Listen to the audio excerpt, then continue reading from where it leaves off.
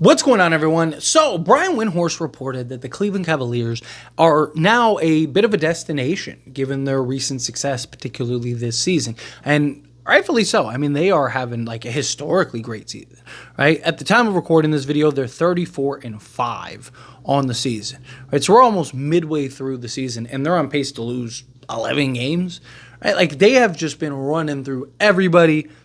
You name it, they've beaten them. And that is something that I think, we'll see come playoff time, right? Like, we've seen a lot of just really good teams never really be able to get over the hump. I mean, the Warriors, for example, set their all-time wins record and ended up losing in the finals, right? So, obviously, there's still a long way to go, but the idea and potential of the Cleveland Cavaliers winning the championship this season is very, very realistic, very possible.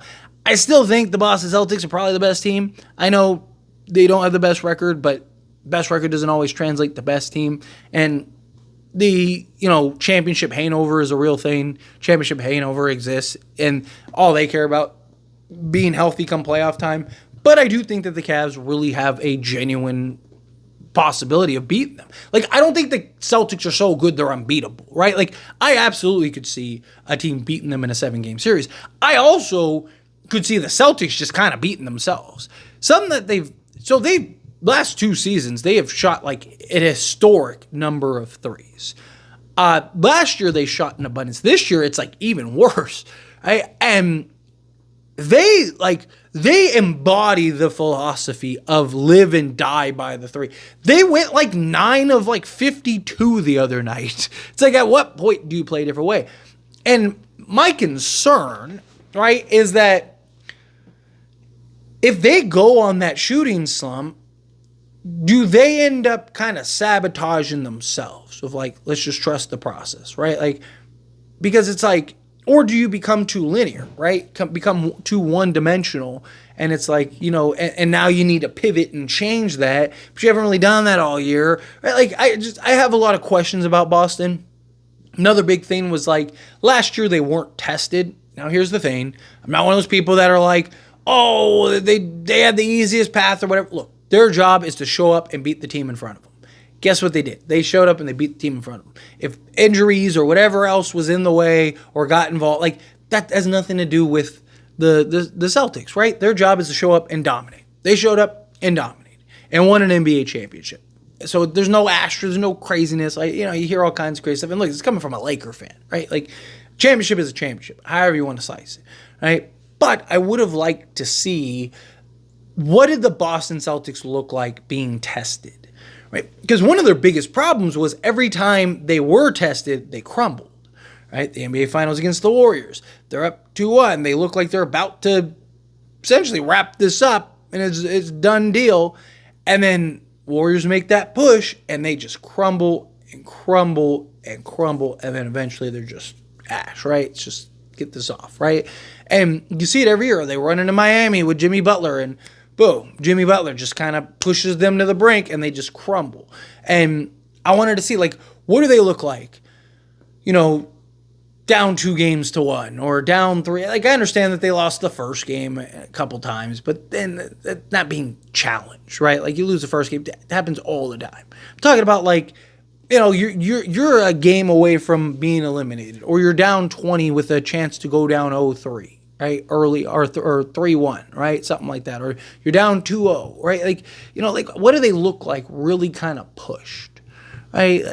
Game 7, do they just completely fold? So I'm curious to see if the Cavs are a team that are going to be able to push them to the limit. Because, again, playoffs and regular season are 2 very different things. We've seen teams like the Atlanta Hawks, for example, right? That, not this version, but like with Al Horford and, Josh Smith and all them, right? Like Jeff Teague and them, when they were like winning 62 games a season, and we're like losing the second round every year, right? Like, just because you blitz the regular season doesn't always mean that it translates to playoff success. But it does feel like the Cavs are on the right path. It does feel like, even if they don't win it this year, they're probably winning it in another year or two, right? Like, it feels like they are in the right direction to get it done. Now, the destination, them being a free agency destination, I could see. Problem is, like, what do they really need? right? Like their main five is pretty intact, right? Could you argue maybe a better three? Sure. Better upgrade in the bench depth department. So you're probably looking at like veterans or guys that are rain chasing that want to grab a rain. That maybe you could kind of work something out with. I could see maybe something like that.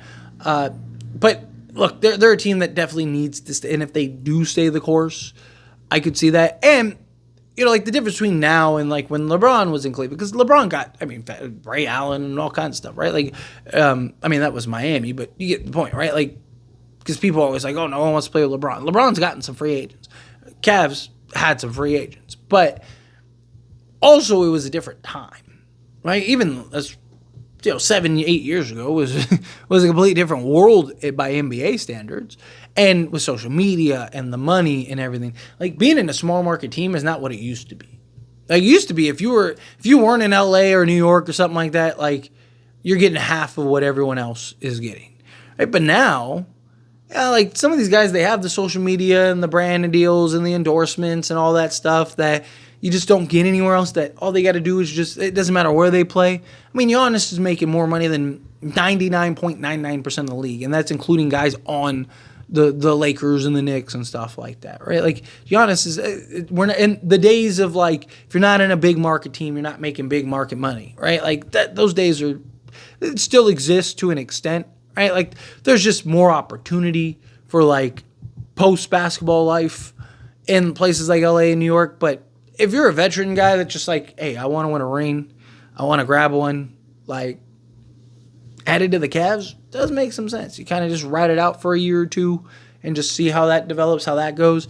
Curious to see how, one, this season plays out for the Cavs, and two, how like the Cavs kind of approach going forward, right? Like we've seen the Thunder, great example, team in a very similar position. Not now again, right? You could argue that they are now too, but more so like the Kevin Durant, James Harden, where one bad decision can have that house of cards crumbling down. And they were never able to get back there. So the Cavs need to make sure that they're sticking to the script, right? That you're handling what you need to handle and headed in the direction that you need to head. And so I'm curious to see, if they fail this year, do they shake it up a little bit? Maybe look to move Darius Garland or something, right? Be interesting. See how it kind of plays out. See what direction they end up going this NBA offseason. But nonetheless, as always, this is a discussion. Pass a question to you. Let me know your thoughts and opinions down in the comments below. What do you think? How do you feel? What are your thoughts? Do you like the idea of the Cavs being a destination? Do you think that they're going to be able to get some real pieces, some real players, next NBA offseason? Or do you think like, nah, it's still Cleveland? Who was it? Joakim Noah?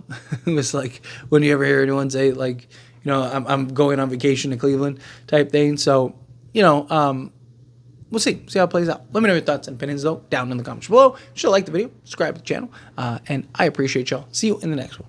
Thank you.